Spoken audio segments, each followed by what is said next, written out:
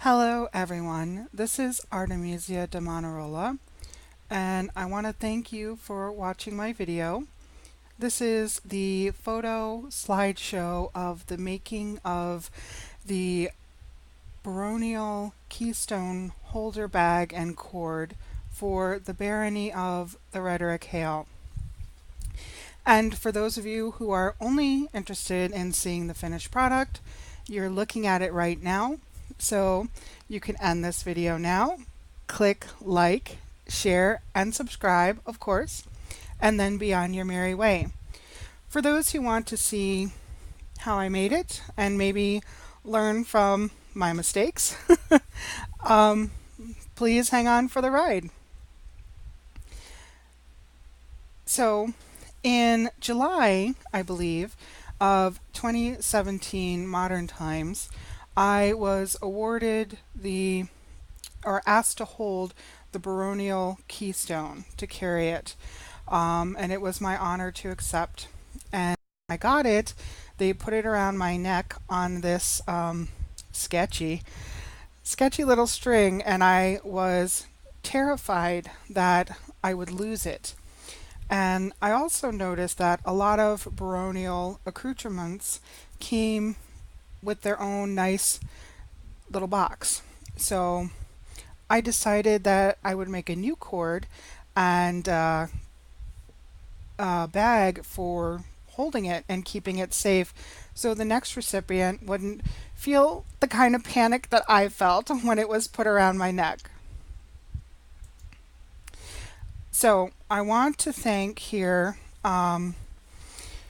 let me look close here, larsdatter.com. They provide a wide variety of free cross-stitch patterns, a lot of Scadian patterns. So if you love cross-stitch like I do, and you're looking for populous badges and SCA officer badges in cross-stitch, this is a wonderful site to visit. I can't recommend it enough. They have wonderful, wonderful patterns. Please use them. So this is the Populous badge of Ethelmark. I chose this badge because anyone can wear this badge, and I'm a little weak in the heraldry department, and knowing that anyone could use this badge was really what made me decide to use it. So I didn't do a lot of photographs of me stitching it bit by bit, but here is the finished stitch, finished cross stitch on Aida cloth or block weave, whichever you call it, and that's it, the finished cross stitch piece. So I'm not a big fan of whip stitching, so I kind of used this stitch my mother taught me, which I'm going to probably have to do a video about. It's just a sewing stitch kind of overhand, and I went block by block to tuck in the excess block weave cloth and also lock it down so that it wouldn't unravel. Here you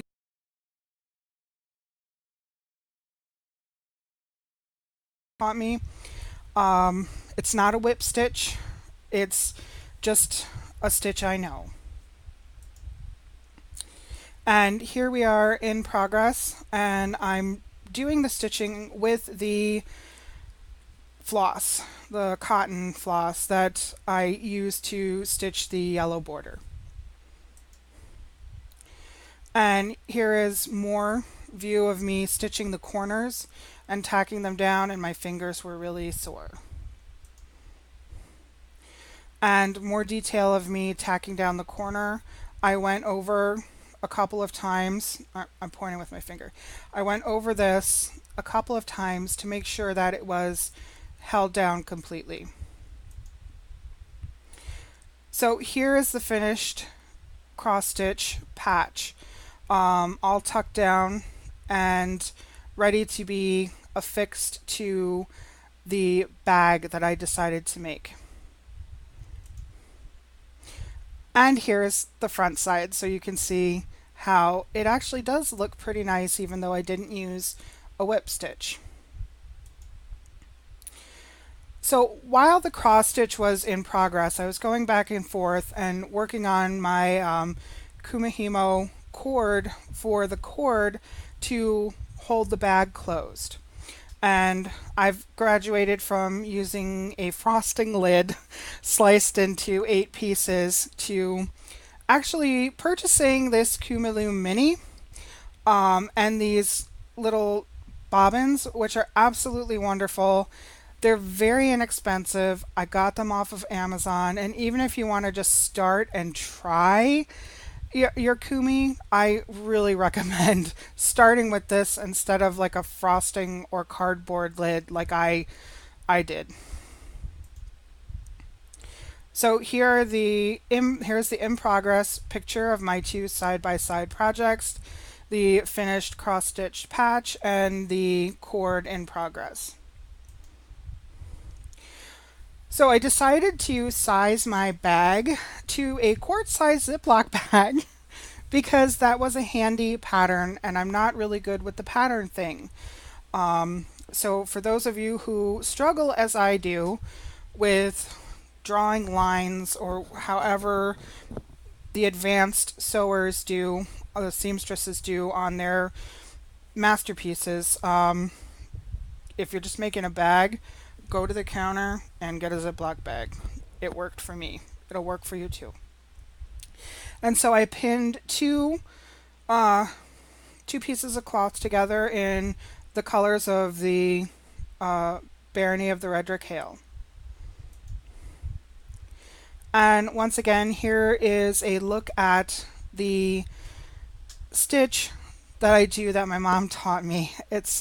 I did this all by hand because I can't use a sewing machine.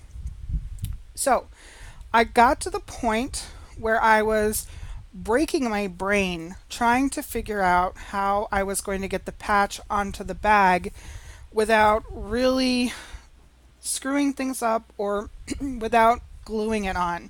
I didn't want to glue it on. So I came to the idea that I would use my scroll frame to hold the fabric tight while I stitched on the patch.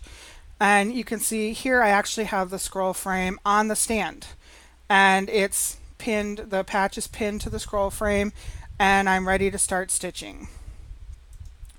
As I was stitching, I realized that if I take the scroll frame off the stand and hold it up to my computer, the backlighting will allow me to better see where I'm going here. So if you have trouble seeing, shine light on the other side. So here is what the stitching looks like on the inside after I'm done with the scroll frame, and also where I'm starting to stitch the side of the bag. Here's how it looks in front mid-process, and you can see I've kind of got a corner tuck here. I flesh it out a little bit later. More detail of the stitching, the particular stitch that I use. More detail of the stitch. And I did tie knots, and then a habit from cross stitching, I tucked the thread under instead of cutting it. So I finished the Kumihimo cord for the bag and I stitched it in by tucking over the top and just putting a single stitch through. I went one way and then I went back the other way so that it created the sort of seamless and slightly uneven stitch, but it's still very nice. So now you can see here that the cord is done and that is nasty looking. So I decided I would cap it with the jewelry caps that I have that I got from Amazon. So I did use jewelry glue and I glued them in there. And then I didn't have just the caps without a connector, so I put on the claw clamp. And this is the finished bag ready to hold the Baronial Keystone for the next person.